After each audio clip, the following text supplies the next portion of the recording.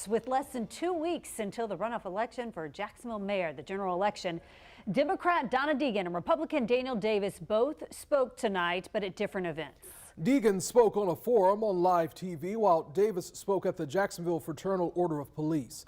Andrew Badillo is on your side tonight. He's joining us here in the studio, breaking down the candidates' latest comments on the biggest issues in Jacksonville. Andrew. Anthony, Heather, during tonight's forum on First Coast News, Deegan spoke about the economy, public safety, and infrastructure. Now, Davis declined multiple invitations to be a part of the TV forum. Instead, he spoke to people about parents' rights, safety in neighborhoods, and school choice. Daniel Davis and Donna Deegan laid out their plans for Jacksonville if elected as its next mayor. Making sure that our streets drain properly, making sure we have the right infrastructure. I want to add police officers to the street, but things being excellent with just making sure trash is picked up, making sure that our streets are safe. Those are the important things. I'm going to keep my head down, and I'm going to work on that every day. Infrastructure, because we have spent many years kicking the can down the road on the vital infrastructure that we need to make this city successful. Healthcare, because we have the worst health outcomes in the state of Florida, including the worst by far maternal and infant mortality numbers. And then economic empowerment. We're going to make sure that we focus very heavily on small business. Public safety has been the top issue for people.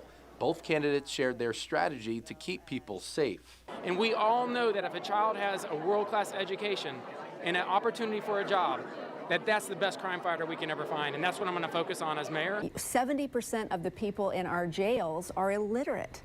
If we can have a better literacy rate, right now it's around 47%, with some schools down around 19%, then we can reduce the number of folks that end up in our jails. Jacksonville Sheriff T.K. Waters endorsed Davis. Davis's campaign has run ads saying Deegan will defund the police and hold police accountable through a civilian review board. She responded.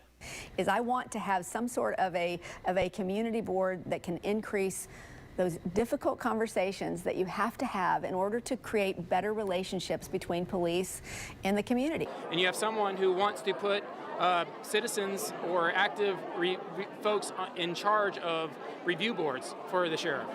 And you either have someone who wants to hold the sheriff accountable or someone who wants to hold the criminals accountable. I'm going to hold the criminals accountable. Well, we want to remind you the general election is May 16th. In the newsroom, Andrew Badillo, First Coast News, on your side.